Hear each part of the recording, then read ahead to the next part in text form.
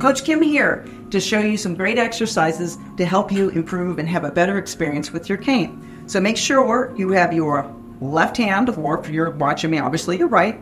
I'm going to step to the side. I'm going to show you 4 exercises that you can do every single day.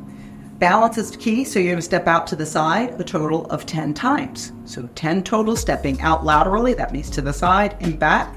Once you're done with 10 on the other side, put your cane down to the side and do 10 on the other.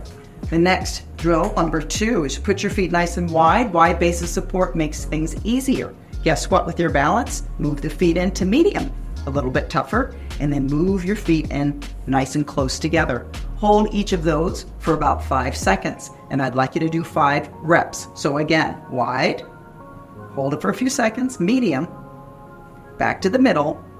That would be 2 reps, so a total of 5, and then switch and do on the other side. Next one I'd like you to do is 10 total. You're going to step out to the side again like you did the first one, but this time you're going to hike that hip up. Make sure you're holding onto the cane. Step to the side, hike that hip up. You can lower the leg to make it easier. 10 each side. The very last one, a tandem balance drill. 1 foot in front of the other. Hold this for 10 seconds. You want to take it to another level? Close those eyes, but that's a pretty tough one. So 10 seconds, and then what I'd like you to do is switch and then go to the other side, 10 seconds. This is more advanced, but practice these 4 drills every single day. And wouldn't it be nice if you see yourself using that cane a little bit less, or finding yourself stronger, more mobile, and better balanced?